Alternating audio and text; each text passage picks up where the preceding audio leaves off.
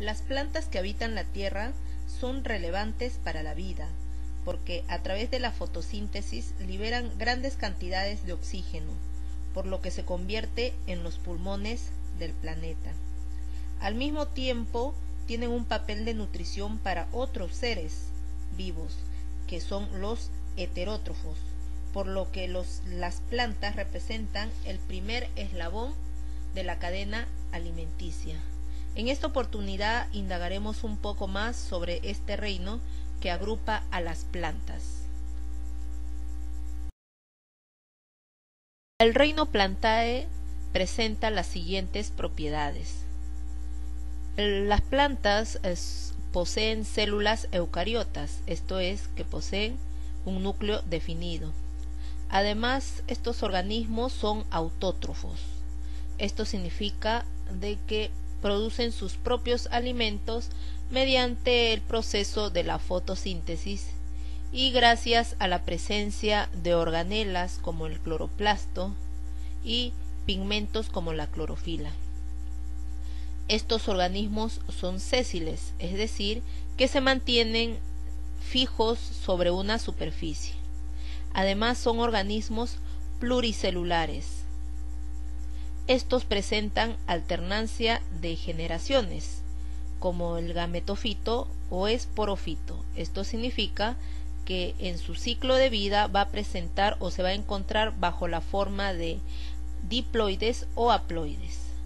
Podemos observar en esta imagen a una célula vegetal en la cual se puede distinguir notoriamente la presencia del núcleo, además de la presencia del cloroplasto y de la pared celular, que generalmente está conformado por celulosa.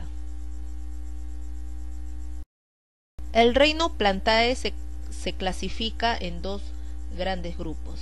Estos son las plantas sin semillas y flores y las plantas con semillas y flores. En esta clase vamos a enfocarnos en el estudio de las plantas sin semillas y flores.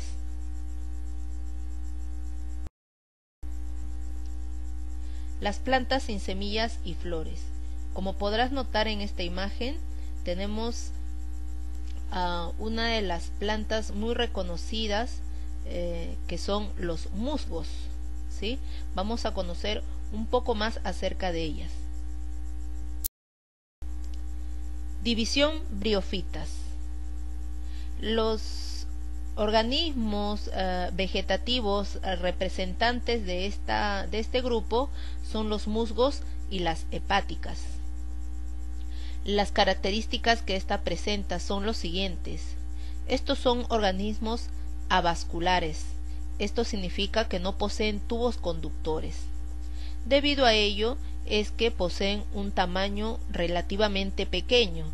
Esto aproximadamente pues menores a 20 centímetros de altura. Recuerda que es importante la presencia de los tubos o los haces conductores en las plantas, debido a que el agua o la savia bruta tiene que ser transportada desde la raíz hacia el resto de la planta. En este tipo de plantitas, debido a que no presentan estos tubos, necesariamente las plantas tienen que ser de superficie pequeña para que así pueda llegar la savia bruta más fácilmente en toda la planta. Estas además viven en la humedad. La transmisión de líquidos y de nutrientes se realiza mediante el proceso de difusión. Por ejemplo, podemos notar aquí a un musgo. Este es conocido como Sphagnum. Y podemos observar pues la altura del musgo.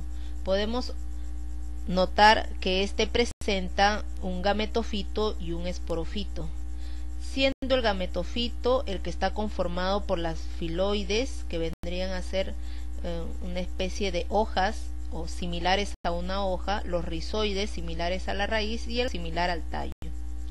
El esporofito, en cambio, está conformado por el pie y las cápsulas o conocidas como esporangios, las cuales dentro contienen las esporas, que vienen a ser las, por así decirlo, las células germinales que darán lugar a otra nueva planta de esfagno. El ciclo biológico del musgo. Podemos notar en este ciclo biológico la presencia de los gametofitos, que viene a ser la fase dominante, ¿sí?, la fase haploide, y los esporofitos, ¿sí?, que viene a ser la fase temporal. En este caso diremos que los gametofitos son los que producen los gametos, ¿sí? Como ya te mencioné en la diapositiva anterior, el gametofito está conformado por la parte visual de la planta. Estos son sus filoides, rizoides, etcétera, ¿sí? Y que esto va a permanecer en casi todo el ciclo de este musgo. Sin embargo, el esporofito es aquel que va a crecer sobre el gametofito en una determinada etapa del ciclo biológico de este musgo, y este es el que se va a encargar de producir las esporas, que son diploides. En este caso, en la imagen podemos observar la presencia de un musgo con su respectivo esporofito, su cofia. Recuerda que este contiene un esporangio que va a almacenar las esporas. Cuando el esporangio o el opérculo del esporangio se abre, este liberará las esporas. Esta espora caerá sobre la superficie, el cual se desarrollará a protonema, y es justamente el protonema el que presenta o contiene las partes masculinas y femeninas de este musgo, conocido como arquegonio en el caso de la zona femenina, y el anteridio viene a ser la zona masculina. El anterozoide del anteridio llegará y fecundará a los óvulos que se encuentran en el arquegonio. Resultado de esta fecundación se formará el embrión diploide, el cual se desarrollará en el musgo con sus respectivos rizoides, cauloides, filoides, etc.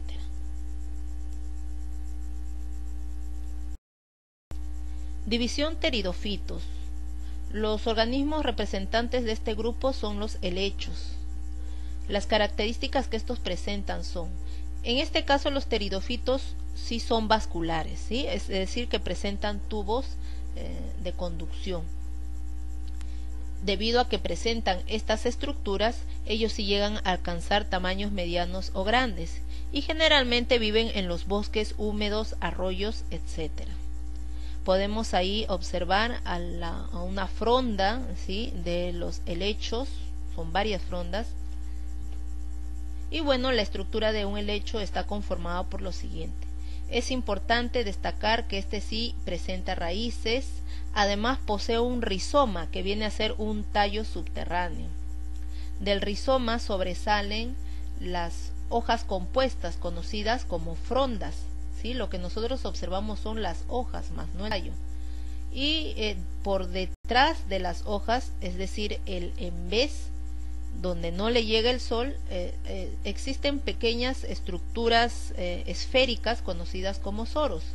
Y estos son los que contienen a las esporas, que serán liberadas para poder producirse otro nuevo helecho. El ciclo biológico del helecho es el siguiente. Podemos también destacar en este caso dos alternancias. Estos son el gametofito y el esporofito.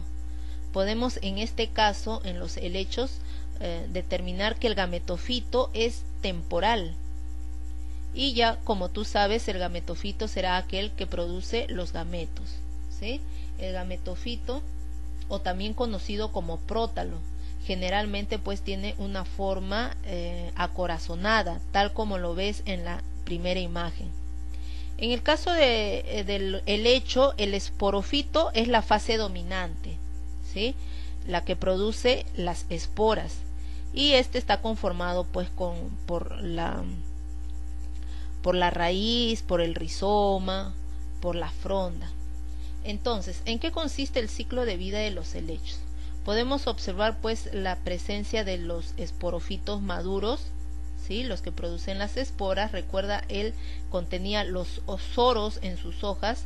Estos liberarán, o este soro que contiene el esporangio liberarán a las esporas, ¿sí? Las cuales al caer en la superficie formarán el gametofito maduro o prótalo. Este gametofito contiene en su estructura el anteridio, que se encargará de producir el anterozoide, que son las células masculinas, y a su vez también contiene al arquegonio, ¿sí? Que este producirá al óvulo, que vienen a ser las células femeninas. Cuando ambos se juntan, el anterozoide y el óvulo, este dará como lugar al cigoto o embrión, el cual se desarrollará en un nuevo esporofito, dando finalmente lugar al esporofito o helecho maduro. La actividad consiste en investigar a los musgos como indicadores de contaminación. Bueno chicos, eso sería todo por hoy. Que tengan muy buenas tardes. Muchas gracias.